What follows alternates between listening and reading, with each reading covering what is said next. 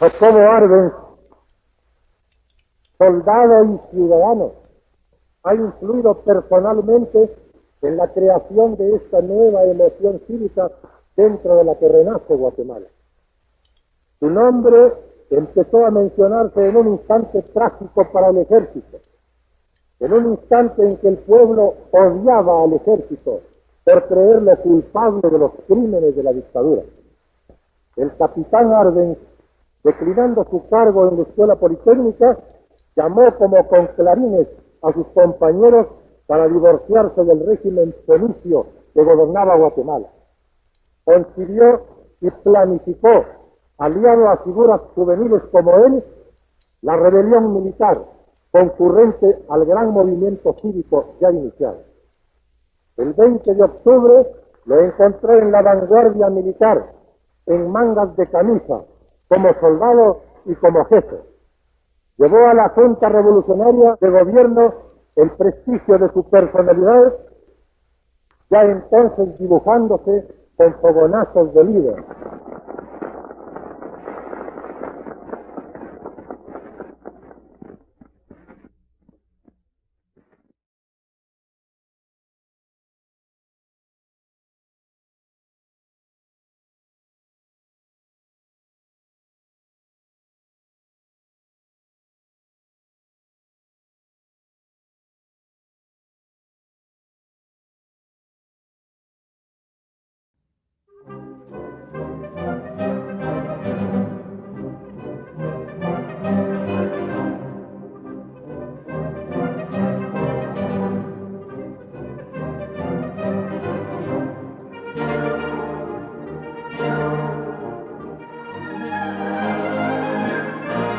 Tras el fin de la Segunda Guerra Mundial, una revolución democrática desde Guatemala conmueve inesperadamente el ámbito latinoamericano.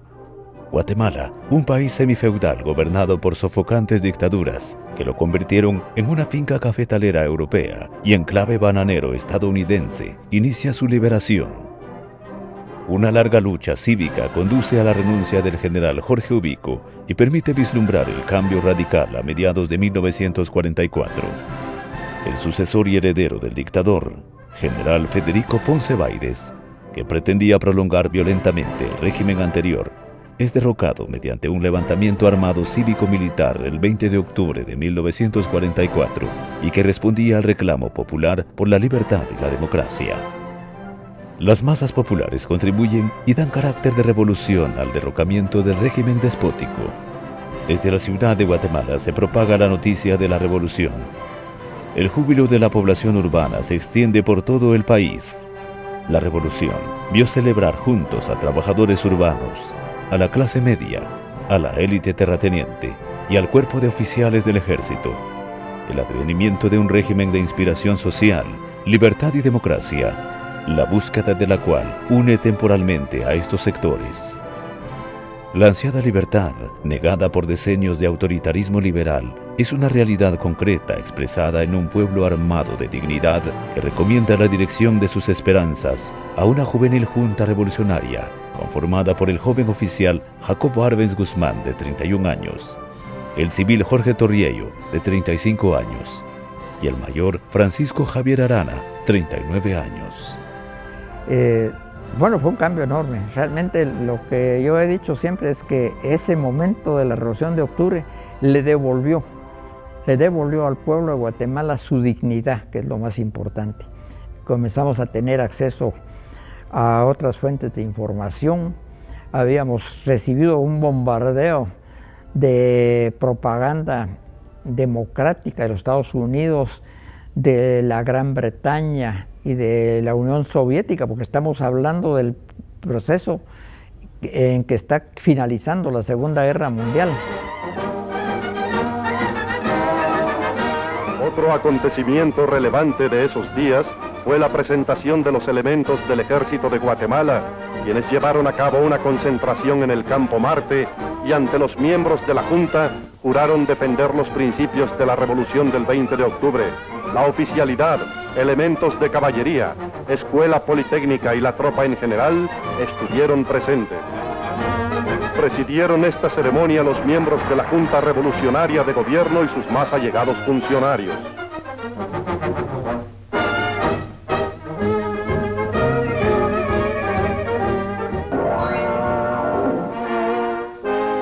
En 9 de noviembre de 1944, el embajador mexicano acreditado en Guatemala, señor don Romeo Ortega, llegó al Palacio Nacional para anunciar a la Junta su reconocimiento por el gobierno del hermano país, México, que fue el primer gobierno que otorgó su beneplácito.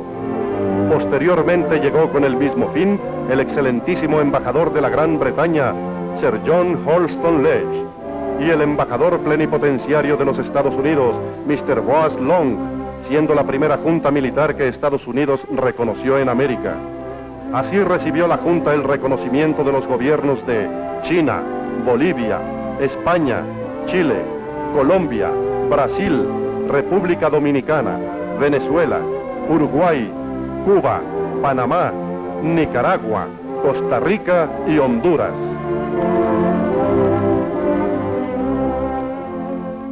No había un plan de gobierno, había que votar al dictador y todo el pueblo quería naturalmente algo que intuía que era la libertad, pero cada quien piensa en la libertad de acuerdo a su condición de clase, de acuerdo con su posición, que es lo que lo hace tener una idea política.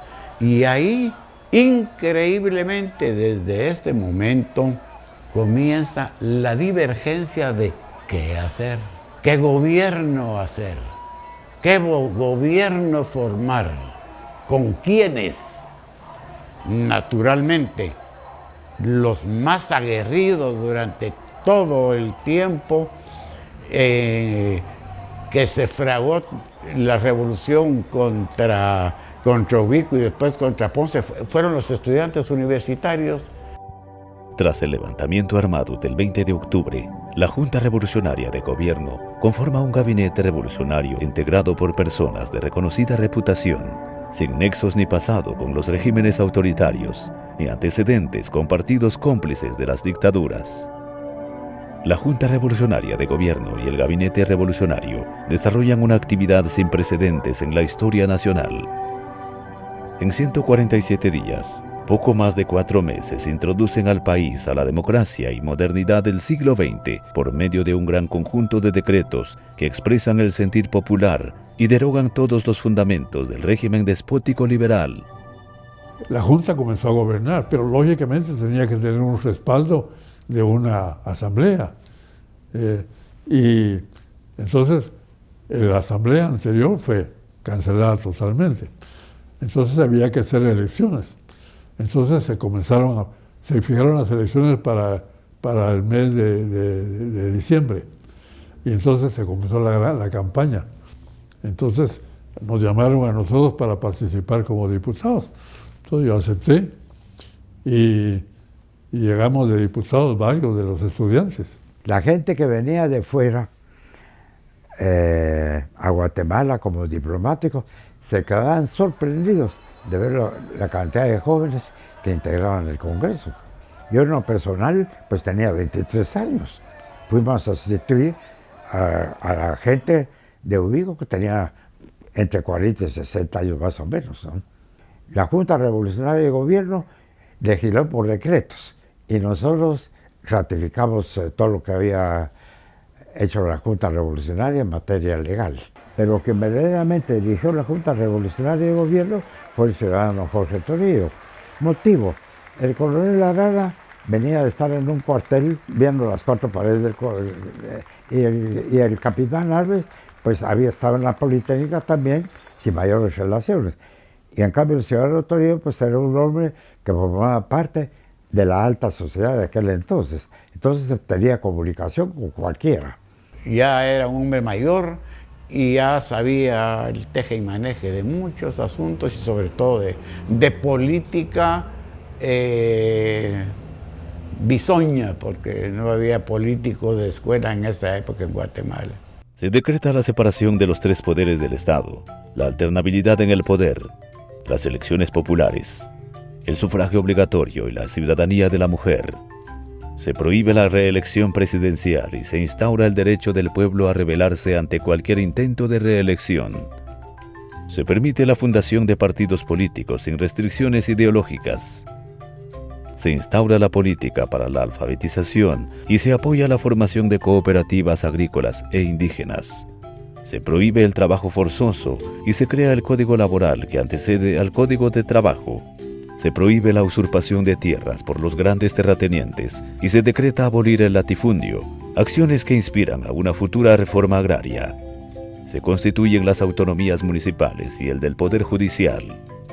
Se decreta la autonomía de la educación superior pública para establecer el principio de libertad de opinión y de expresión, y para evitar que cualquier gobernante llegara a controlar la Universidad de San Carlos, como lo había hecho la dictadura militar de Jorge Ubico. El nuevo orden da paso a la reforma política, económica, social y cultural del país. Prioriza la conformación de una Asamblea Nacional Constituyente para redactar una nueva constitución política que reemplace a la arcaica Constitución Liberal, así como también se ordena la convocatoria a elecciones generales.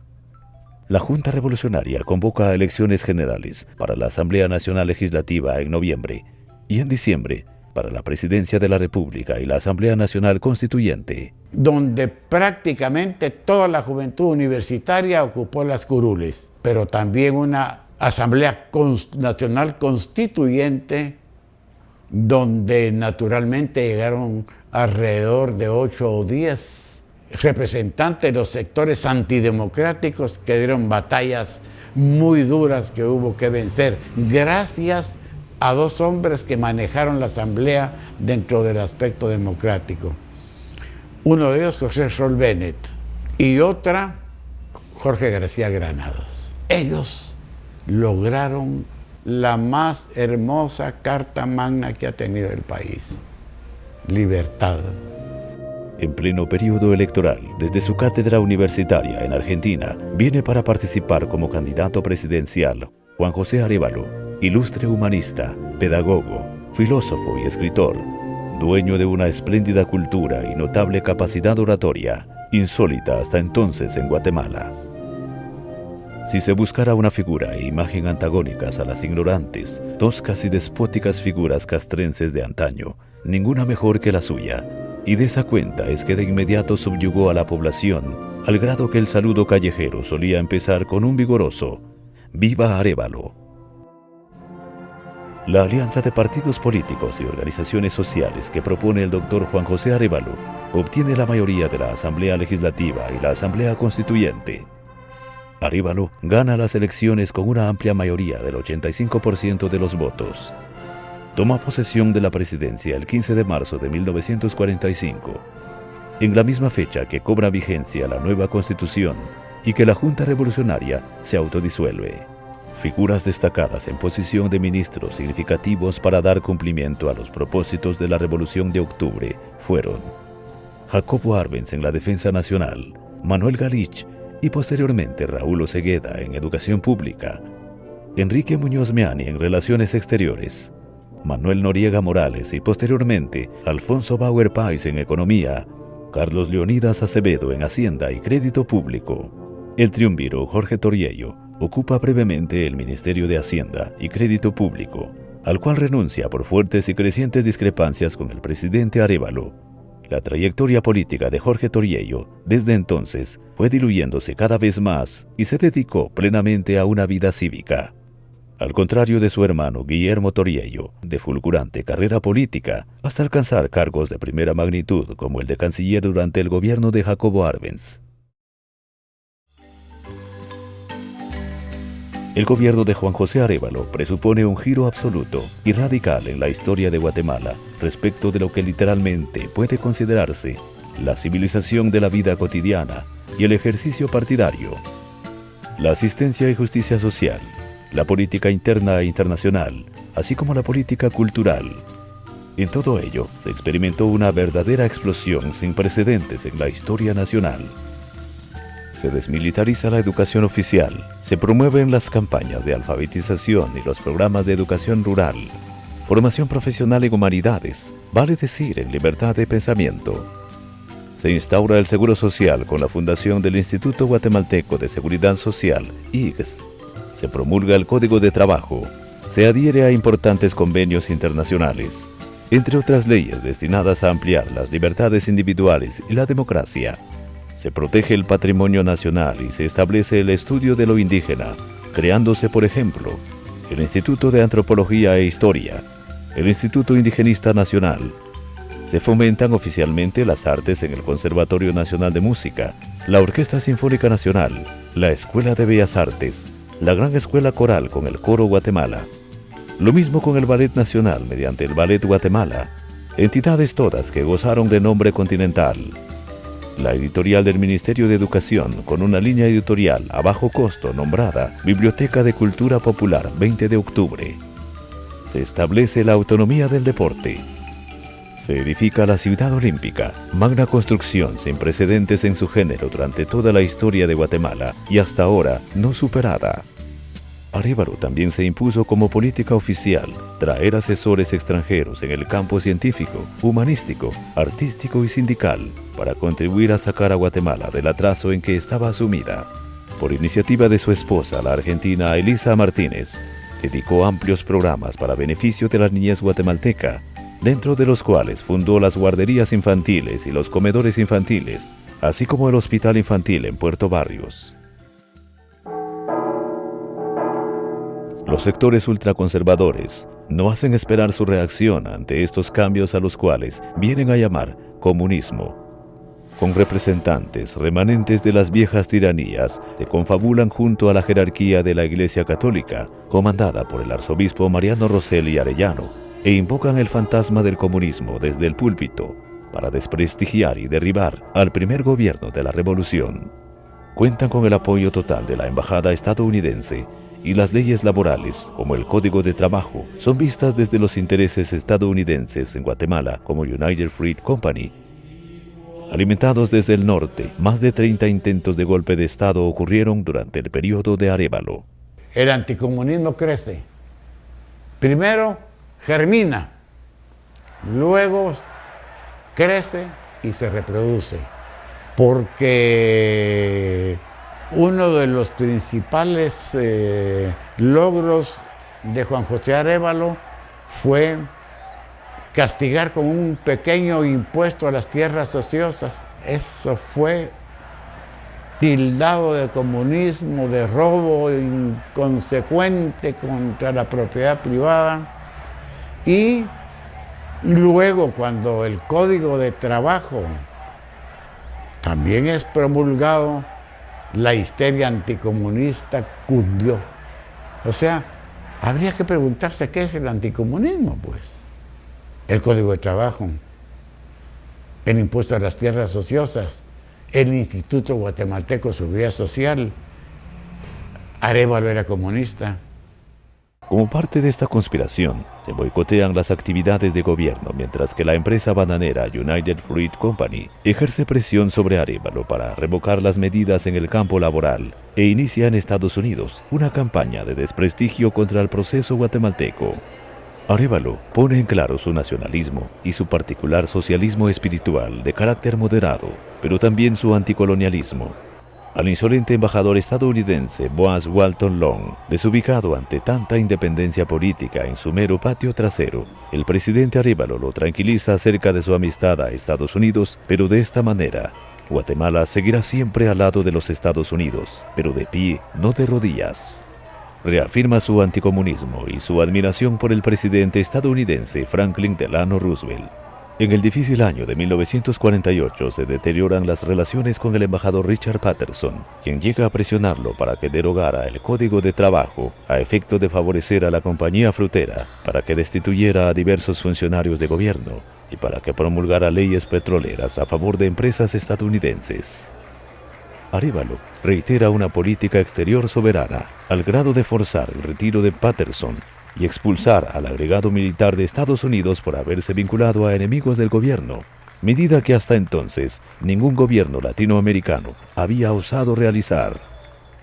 Los 2 primeros años de mi gobierno culminaron con la promulgación y vigencia de un Código del Trabajo, llamado a fortalecer la vida democrática al mismo tiempo que a fermentar con nuevos gérmenes la economía patriarcal en que vivíamos, así como a dignificar individuos y familias en los grandes estratos sociales de los trabajadores.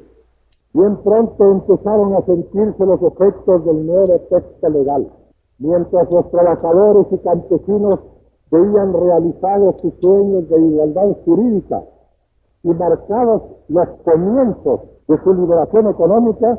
Los empresarios africanizantes del Caribe movilizaron dentro y fuera de Guatemala todos sus elementos en la más poderosa embestida que se haya llevado durante 4 años contra un gobierno latinoamericano.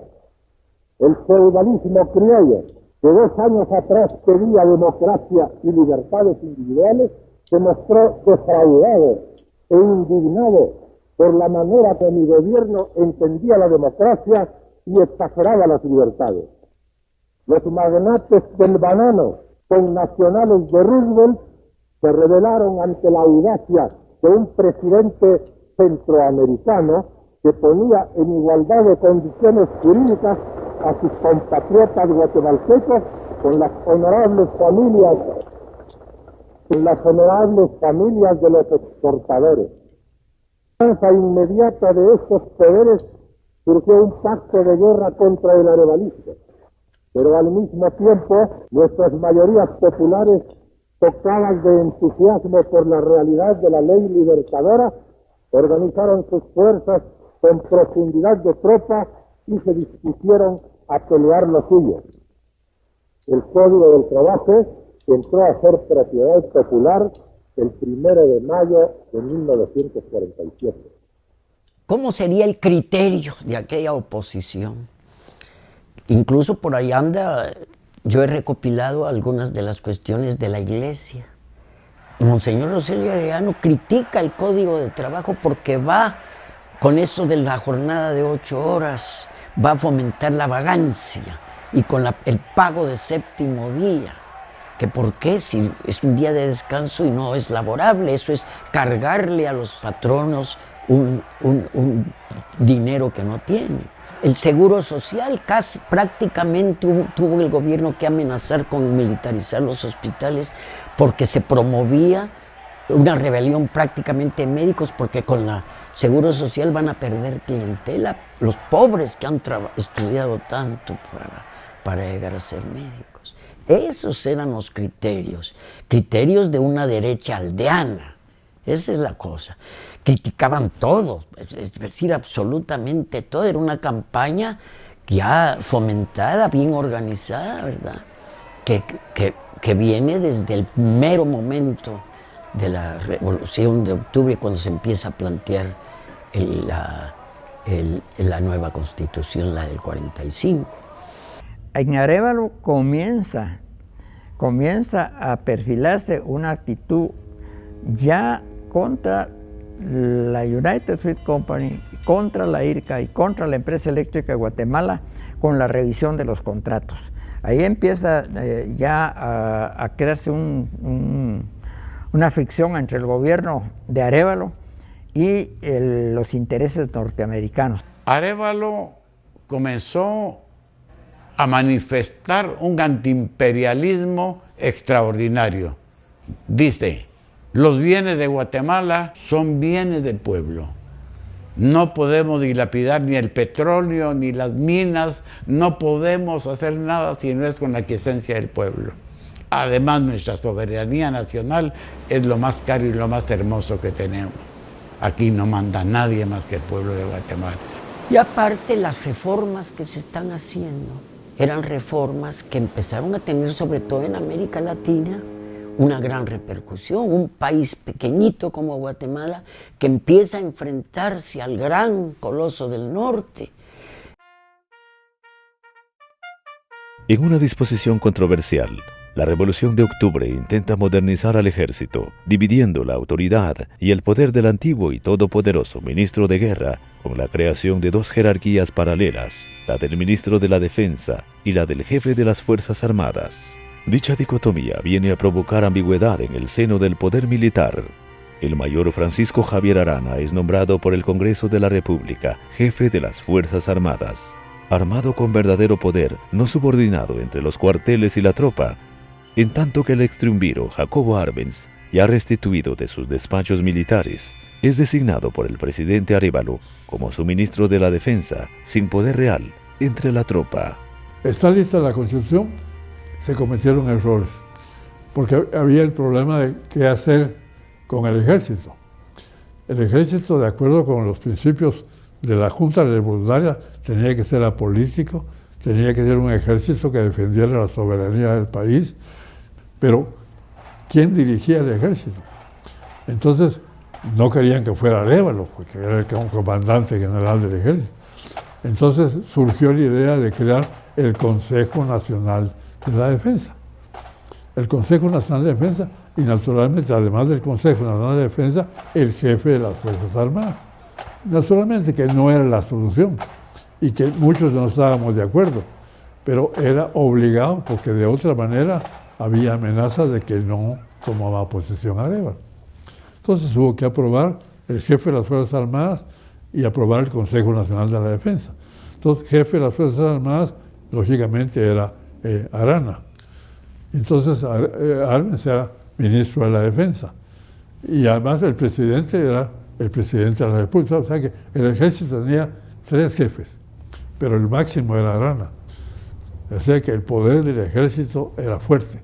En el escenario de los múltiples intentos de golpe de Estado durante el periodo de Arévalo, el ministro Arbenz se constituye en un íntimo colaborador del presidente Arévalo y una de las piezas fundamentales en la defensa de la revolución, lo cual lo consolida como un pilar fiel e insobornable de la misma. El momento más difícil para el presidente Arévalo ocurre en 1948. Arana, que no conseguía constituirse en el candidato oficial, conspira cada vez más para la insurrección, seducido por sectores civiles y militares antirrevolucionarios, ultraconservadores y la Embajada de Estados Unidos, de quienes era ya un instrumento.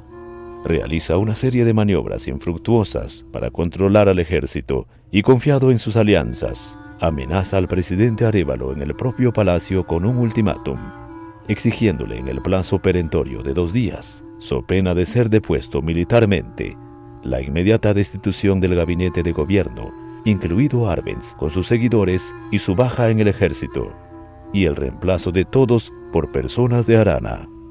Ante esto, Arévalo con Arbenz y otros políticos claves consideran capturar y expatriar al insurrecto a Cuba, acción acordada con el presidente cubano Carlos Príos Acarrás.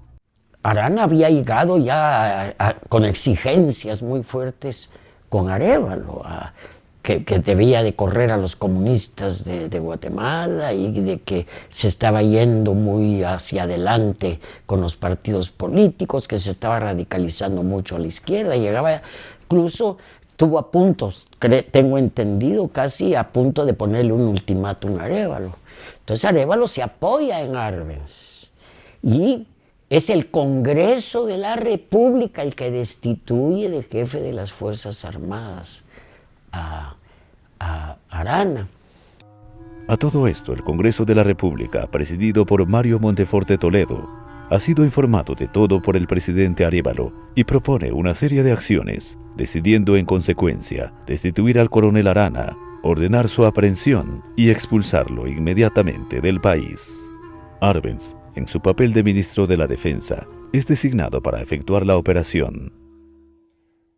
Ese mismo 18 de julio de 1949 se hace acompañar de personal de su confianza y coordina con el director de la Policía Civil la operación para arrestar al coronel Francisco Javier Arana en su intento de hacerse con el cargamento. Arbenz observa desde una posición distante para actuar en caso fracasara el operativo. Se instala un retén en inmediaciones del Puente de la Gloria. El jefe de la policía detiene a la comitiva del coronel Arana. Le notifican su destitución ordenada por el Congreso de la República. Un escolta de Arana origina un tiroteo que deja varios heridos, y Arana queda muerto en el lugar, junto al escolta. Mas el subdirector de la Guardia Civil, coronel Enrique Blanco, y un miembro del ejército que participa en el operativo, habiendo quedado herido el mayor Alfonso Martínez, diputado del Congreso. Arana había ido al famoso chalet de Ubico, el Morrón creo que se llamaba, a traer las armas que ahí estaban almacenadas, que habían pertenecido a la famosa, aquella cosa ideal de Arévalo, de la Legión del Caribe, de una legión que iba a votar a los dictadores de Centroamérica y del Caribe. Entonces, cuando viene de regreso, lo detienen para agarrarlo preso. Es cierto, Arbenz estaba en el, ¿cómo se llama? El mirador ese arriba de Matitlán. Estaba viendo con anteojos de larga vista junto con un amigo nuestro que nos la contaba todo, Amadeo García, que era lugarteniente de Arbenz. Dice que le dijo, cuando vio lo que había pasado en el Puente de la Gloria, le dijo Arbenz a Amadeo, todo se jodió, vos. La noticia de la muerte de Arana provoca que militares y civiles fieles a él se apertrechen en la Guardia de Honor, desde donde organizan ataques al centro de gobierno. La insurrección aranista, que estaba ya preparada, estalla y pone en jaque al gobierno de Arévalo durante 2 cruentos días en julio de 1949, en los que hubo 150 muertos y medio millar de heridos. Como ministro de la Defensa y accidental jefe de las Fuerzas Armadas, Arbenz se prepara para esta reacción violenta e inteligentemente derrota a las fuerzas aranistas. Él fue el que salvó al arevalismo, indiscutiblemente, y todo lo dirigió por teléfono. Y quien se hizo mando de las tropas afuera fue Carlos Aldana Sandoval. Los que habían permanecido leales, los otros que se habían levantado, eran nada más y nada menos que la Guardia de Honor bajo el liderazgo de Mario Méndez Montenegro. Mentiras de toda laya, amenazas y chantajes, y hasta la expresión soez y mentecata se volcaron sobre nuestro país y su gobierno, haciendo blanco especial de aquel ataque ininterrumpido y cobarde sobre la personalidad descollante del doctor Arévalo. Al mismo tiempo, se trató de corromper la conciencia de muchos guatemaltecos, civiles o militares, para que se sumaran a la conspiración antidemocrática que se tejió para derrumbar a un gobierno cuyo único delito consistía en propiciar una política que les diera pan y libertades a las grandes masas y proteger a los intereses nacionales contra los voraces financieros del exterior y los que reciben las migajas de estas riquezas en el interior. Arbenz concentra a los militares derrotados con la intención de juzgarlos como lo dicta la Constitución de la República. Pero en una decisión inesperada, el presidente Arévalo decide dar una versión diferente de los hechos y deja a Arbenz y a sus subalternos en entredicho. Permite que la suspicacia pública señale a Arbenz como asesino de Arana, lo que desde entonces sostiene la oposición de derecha, sin pruebas ni evidencias demostrables. Además, como si hubiera sido ajeno a las decisiones, anuncia una amnistía para los oficiales del ejército y los civiles alzados, varios de los cuales se constituirían más adelante en piezas clave de las conspiraciones que acaban con la revolución en 1954. Arbenz lo veíamos, se le respetaba, pero no era un tipo protagónico. Él sale a la palestra sobre todo cuando le achacan a él que había asesinado a Arana, ¿no? Y ahí sí fue mucho de eso es parte de ese resentimiento, de ese distanciamiento que tuvo Arbenz con Arévalo. Arévalo cometió el gran error de no decir la verdad de lo que había pasado con Arana. Y Arévalo, en la manifestación ya de apoyo a él después de la derrota de la Guardia de Honor, no dijo la verdad. Unos forajidos asesinaron al coronel Arana, ¿no? Pero por su parte, El Congreso de la República realiza una investigación que esclarece las dudas y señalamientos sobre el verdadero papel de Arbenz y sus subalternos en la operación accidentalmente fatal para el coronel Arana, y designa al mayor Carlos Paz Tejada, afín al ministro Arbenz, como nuevo jefe de las Fuerzas Armadas. Figura muy importante, muy inteligente, muy capaz, muy digno. Él asumió la jefatura de las Fuerzas Armadas, asumió incluso poderes ejecutivos que el presidente le delegó para que la situación se tranquilizara en el país. Lo hizo muy bien, cumplió su tarea, devolvió los poderes a Arévalo y ya se quedó como jefe de las Fuerzas Armadas, coordinando el trabajo con Jacobo Arbenz como ministro de la Defensa. La muerte de Arana impulsa aceleradamente la candidatura de Arbenz, que ya venía mencionándose en círculos restringidos e incluso Estados Unidos, secretamente, le consideraba favorable a sus intereses. La actuación de Arbenz en defensa del gobierno de Arévalo y la revolución sella la confianza entre la mayoría de los partidos revolucionarios y las organizaciones populares, y con ello su prestigio crece y acaba perfilándose como el candidato presidencial lógico y obligado de la Revolución de Octubre. Ya los trabajadores opinaron, discutieron. Se trataba nada menos que de designar al candidato de la revolución para la presidencia de la República, de escoger al hombre que garantice una patria digna y soberana y la defensa e incremento de las conquistas sociales.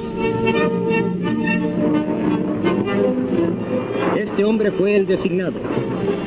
Jacobo Arbenz Guzmán, ciudadano y teniente coronel, el hombre de la Revolución de Octubre, el hombre en quien confían legítimamente las clases trabajadoras y las fuerzas progresistas de la nación. Porque es preciso que todo guatemalteco se grabe en la mente y en el corazón que mientras este indígena siga siendo un paria segregado de la civilización y trabajando tierra ajena, la revolución no estará consumada. Las conquistas sociales, la soberanía de la nación, las mejores condiciones de vida para el pueblo no caen graciosamente de las nubes ni las otorgan gentilmente los grandes intereses extranjeros, enemigos del progreso de Latinoamérica. Las conquistas sociales hay que ganarlas, hay que luchar por ellas, por la continuidad de la revolución, y con Arbenz, Guatemala es hoy, frente a todos sus enemigos, un pueblo en marcha, en una marcha que nadie puede ya detener. ¡Adelante! La candidatura de Arbenz es inicialmente propuesta por un grupo de empresarios quetzaltecos, organizados en el Partido de Integridad Nacional, PIN, a lo cual posteriormente se suma el Partido de Acción Revolucionaria, PAR, y se establece una alianza de partidos revolucionarios entre los que llegan a participar discretamente los militantes del Partido Comunista llamado posteriormente Partido Guatemalteco del Trabajo, PGT. Hubo problemas internos en los partidos. El Frente Popular Libertador, por ejemplo, decidió que no lanzaba candidato militar. Y así se lo dijo a Arbenz. Le dijo, no estamos con Jacobo porque es militar. Por eso, porque queremos un civil. Entonces se lanzó como candidato a Manuel Galich y a Víctor Giordani, que dividieron el partido. Esa fue una división del frente. Pero ya Meme Galich simpatizaba con Arbenz. Había una reacción en contra de la candidatura de Arbenz, especialmente por el general Miguel Ydígoras Fuentes, que lo apoyaba indudablemente la derecha de Guatemala, que lo apoyaba las organizaciones de agricultores, cafetaleros especialmente. La iglesia, desde luego, anduvo con reservas. La iglesia empezó ahí a mostrarse ya con declaraciones de anticomunismo, las cuales se exacerbó en los años siguientes. Continuamente no vote por comunistas, la excomunión a los comunistas, en fin, de parte de Monseñor Rosell, si eres católico no votes por los enemigos del pueblo. Quetzaltenango me tocó ir también. En Quetzaltenango había una verdadera efervescencia por Arbenz, sobre todo participación indígena. E incluso me acuerdo, porque todos estábamos esperando cómo irá a hablar, porque la verdad es que no lo había, muchos no lo habíamos oído más que en muy poquitas ocasiones, pues yo no lo había oído nunca. Entonces todos atentos a cómo hablaba el Arbenz, y siempre pausado, no era un hombre de expresiones así violentas, no rayó nunca en la demagogia, pero sí era un hombre de discurso práctico, de discurso exacto. Vamos a hacer esto, y la verdad es que lo cumplió. Yo lo conocí personalmente antes de ser presidente. Me parece, por eso es que tengo una impresión directa de su carácter. Era una persona exageradamente educada, muy fino en el trato, y contrariamente a lo que suponen las gentes que lo desvalúan su personalidad, Arbenz fue una persona de mucho carácter. Bueno, formado militarmente, abanderado de la Escuela Politécnica, no podía ser una gente endeble, ¿verdad? Una persona de un carácter vigoroso, con una tenacidad extraordinaria para la consecución de sus cometidos, no cambiando erróneamente de un lado para otro, sino se fijaba metas y las cumplía.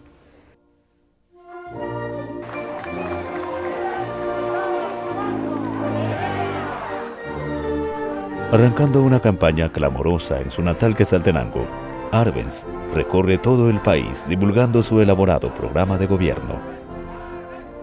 Las organizaciones sindicales y campesinas se movilizan para recibir al candidato que garantiza la profundización de la revolución. La población indígena participa masivamente en los mítines y sus autoridades se reúnen con el candidato.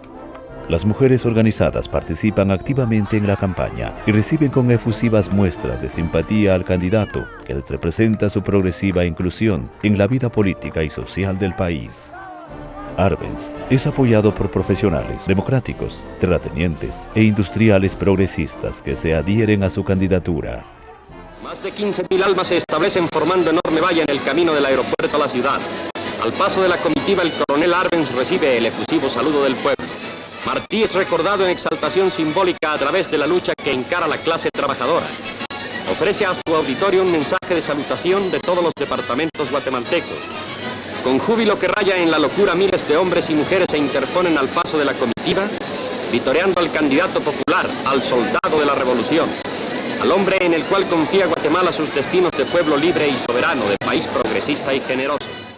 Un campesino del departamento del Quiché traduce el discurso del candidato a la lengua quiché a los campesinos que desde lejanos rincones llegaron para tomar parte entusiasta en la 11ª concentración de la Alianza Popular Arbencista. Como corolario de este acto cívico de trascendental importancia para la vida política de Guatemala, el candidato de Unidad Nacional, coronel Arbenz, pronuncia conceptuoso discurso en el que enfoca realísticamente los múltiples problemas de las comunidades indígenas, de las unidades de producción y de la ciudadanía en general, proponiendo soluciones que tienen por base la reforma agraria democrática como fuente de prosperidad y bienestar para todos los guatemaltecos. El coronel Arbenz puntualiza en su discurso los aspectos más trascendentales de la vida nacional. Ofrece resolver el problema de la vivienda de los trabajadores, se refiere a la reforma agraria y a la justa retribución del trabajo. Con relación al capital extranjero, manifiesta que no se opondrá a él, en tanto que signifique progreso para el país y que no atente contra la soberanía nacional ni afecte derechos inalienables de Guatemala. Ofrece seguir tratando democráticamente aún a los enemigos que atacan por medios reprobables. Ofrece resolver el problema de las verapaces y manifiesta que cuidará de que el campesino indígena sea tratado con la justicia que hasta ahora se le ha negado. El coronel Arbenz, candidato del pueblo, enciende la esperanza en una vida más justa, más llevadera y más humana hasta el último rincón de Guatemala. El 12 de noviembre de 1950, Jacobo Arbenz Guzmán se presenta a las elecciones como el candidato de las mayorías. En una demostración de civismo popular, resulta electo presidente con más del 65% de los votos, muy por encima de todos los demás candidatos que se presentan a elecciones.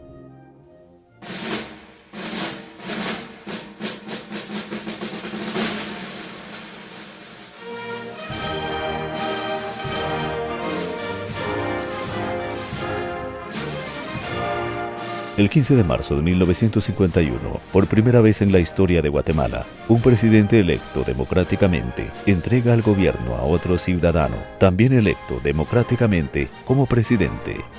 Aunque Arévalo había constituido un brillante periodo de transición entre el despótico y arcaico liberalismo decimonónico y el revolucionario capitalismo moderado de Arbenz, sus grandes e inobjetables logros ocurrieron principalmente en el nivel de la superestructura, pero dejando incólumes los graves problemas en la infraestructura socioeconómica del país.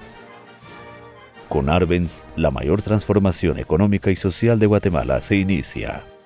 Me cabe el altísimo honor de recibir del pueblo y de los legítimos representantes de la nación el cargo de presidente de la República, para el que fui electo por la gran mayoría popular en noviembre de 1950. La fecha de hoy, que marca el fin de una gran etapa histórica y política en nuestro país, inicia a la vez otra época que podrá caracterizarse por el impulso a la economía nacional, el mantenimiento y ampliación de la democracia, el trabajo pacífico y la defensa de nuestra soberanía nacional, todo lo cual es necesariamente la continuación revolucionaria, lógica y consecuente del régimen que inauguró el doctor Juan José Arévalo, presidente ejemplar de Guatemala y un gran símbolo democrático para todo el continente americano. El acto al que estamos asistiendo me produce una doble y elevada emoción.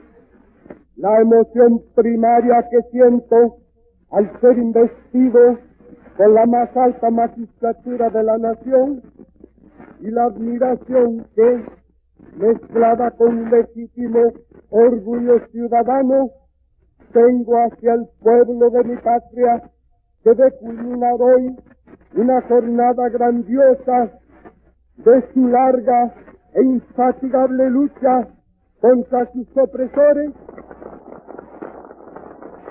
Cuando me dirigí al pueblo en Puerto Barrios durante la campaña electoral, refiriéndome a los ataques y coacciones que ha soportado el primer gobierno representativo de la Revolución de Octubre y de la dignidad nacional de Guatemala, dije que jamás en la historia de América un país tan pequeño ha sido sometido a una presión tan grande. Hoy puedo agregar que nunca con tanto éxito ha triunfado la razón de un pequeño pueblo sobre la sinrazón de los grandes intereses fincados en nuestro país. Y precisamente por eso jamás un presidente y un régimen habían sido tan injustamente vilipendiados y calumniados aquí adentro y en el exterior. El programa de gobierno de Arbenz se plantea tres objetivos fundacionales: convertir a Guatemala de una nación dependiente de economía semicolonial, predominantemente feudal, a un país capitalista, moderno, económicamente independiente, por medio de la redistribución de las tierras, la producción de alimentos y la dinamización del comercio local e internacional. Y un último objetivo más profundo: hacer que esa transformación fuera realizada de tal manera que trajera consigo la mayor elevación posible del nivel de vida de las grandes masas del pueblo. Se trata del planteamiento de un programa concreto de gobierno, enfocado básicamente en la infraestructura económica, y que se propone recuperar, mediante acciones concretas, todo lo económico y políticamente perdido por la entrega de los gobiernos liberales. Recuperación de la soberanía nacional en el transporte terrestre de bienes y personas, hasta entonces monopolizada por los ferrocarriles de la compañía frutera estadounidense, ello mediante la ruta al Atlántico. Soberanía nacional en la exportación marítima de bienes, hasta entonces monopolizada por la mencionada compañía frutera, ello mediante la construcción de una vía alterna de ingreso y egreso de productos y personas, La ruta al Atlántico, complementada con un nuevo puerto nacional, Santo Tomás de Castilla, como competencia del otrora Puerto Nacional Puerto Barrios, bajo el control de las compañías estadounidenses. Generación estatal de energía eléctrica, hasta entonces monopolizada por la empresa estadounidense Electric Bond and Share, a efecto de lograr la industrialización del país mediante la hidroeléctrica de Juruñ-Marinalá, y la acción maldecida por los sempiternos dueños de tierras y de Guatemala, la reforma agraria. El programa de gobierno no contempla nacionalizar las empresas estadounidenses, sino crearles competencias estatales y alcanzar la necesaria transformación económica para hacer de Guatemala un país capitalista, desarrollado e independiente. Con este programa, Arbenz desafía al imperialismo y a los latifundistas conservadores y reaccionarios internos. Su propuesta propugna la liberación económica y política del país, la justicia social para las masas empobrecidas y, en el fondo de todo, un profundo sentido de dignidad nacional. Para hacer posible su programa y proyectos de gobierno, Arbenz convoca a integrar su gabinete de gobierno a connotados revolucionarios como Enrique Muñoz Meani, Guillermo Torriello Garrido, Carlos Paz Tejada, Manuel Galich, Alfonso Bauer Páez, Humberto González Juárez, Alfonso Martínez, Carlos Enrique Díaz, José Ángel Sánchez, Carlos Saldaña Sandoval, Augusto Chernow MacDonald, todas figuras que garantizarían la realización del proyecto de desarrollo económica y justicia social bajo los postulados de soberanía y dignidad nacional planteados por la Revolución de Octubre. Y comienza a trabajar. Indiscutiblemente Jacobo era un trabajador de primera categoría. Era un hombre de principios, un hombre perfectamente definido en lo que quería hacer, enérgico, activo, y se lanza su programa. Inmediatamente a trabajar con la carretera, a trabajar con Juruñ-Marinalá, a trabajar con el puerto y a comenzar a preparar la reforma agraria. Desde antes de asumir la presidencia, Arbenz, caso insólito en los gobernantes de Guatemala, se ha dedicado a comprender más y mejor los problemas del país que va a gobernar, convocando a expertos en diferentes ramas del conocimiento económico y social para que le ilustren personalmente. Asimismo, y como consta en los archivos familiares, continuamente se apera, sobre todo desde México, de una gran cantidad de bibliografía sobre dichos temas.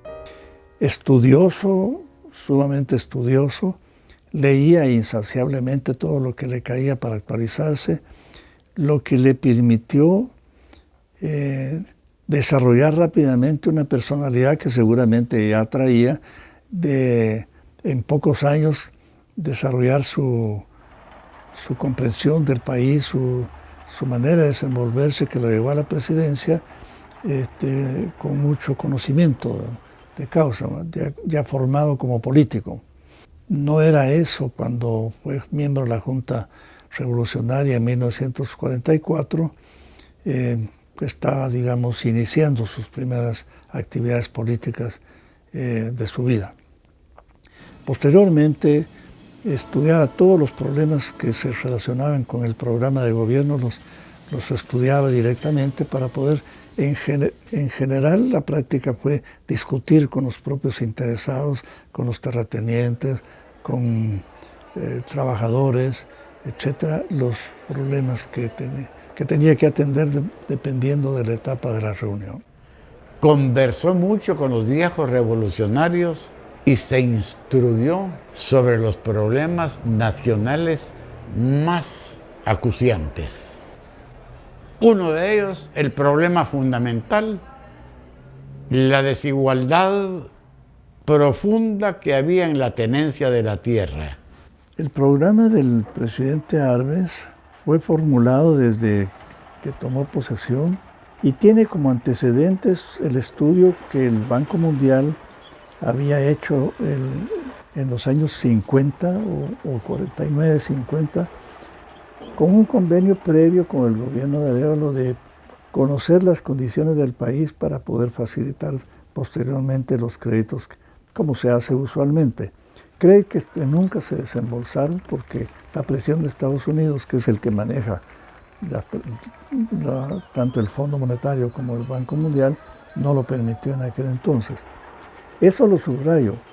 Todas las obras que hizo el gobierno de Arévalo y el gobierno de Arbenz no tuvieron financiamiento externo. Arbenz también se apoya en María Vilanova, quien contribuye desde la campaña presidencial en temas de género y otros políticos. Por cuenta propia, trabaja junto a otras mujeres recogiendo el sentir y necesidad de las mujeres en plazas, mercados y espacios en los que se les ha relegado históricamente para incluirlas en la política social del gobierno. Como esposa del presidente, trabaja intensamente por continuar la obra de Elisa Martínez, esposa del presidente Arévalo, en las guarderías, comedores y hospitales. Por su dominio lingüístico asiste al presidente Arbenz como traductora en algunas reuniones diplomáticas y en ocasiones como su asesora más desinteresada. María se compromete apoyando a las expresiones artísticas del floreciente arte revolucionario organizado, entre otros, en el grupo Saquertí, conformado por connotados artistas y jóvenes de todas las vertientes del arte nacional. Más que la esposa del presidente Arbenz, María Vilanova es una referente de la nueva mujer de la revolución guatemalteca.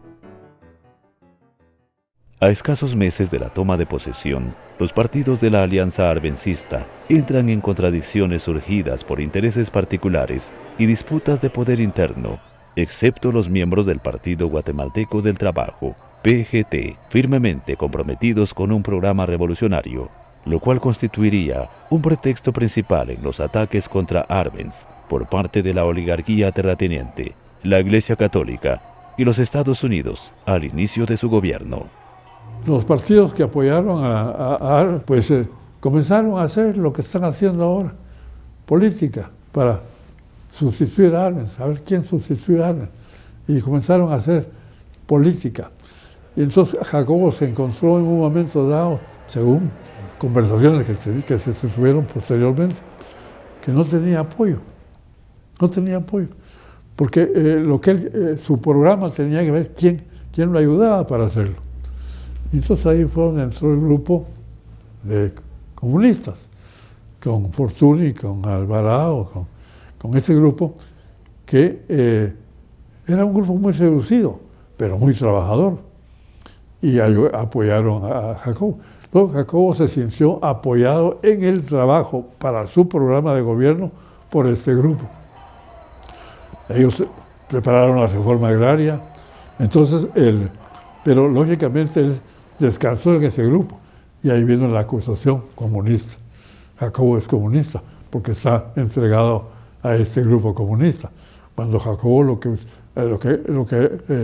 hacía era que el grupo comunista le ayudaba en la realización de su programa.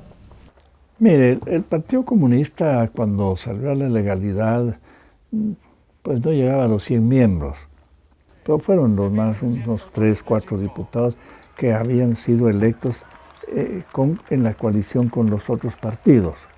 El Partido Comunista, que era muy activo, y lo han reconocido después diferentes funcionarios altos de Estados Unidos, en la obra de Piero Iglesias, es La Revolución Truncada, están las declaraciones de un alto funcionario de la embajada norteamericana que dice que los comunistas eran los únicos que trabajaban y que los otros partidos eran un partido de borrachos, como los llama él.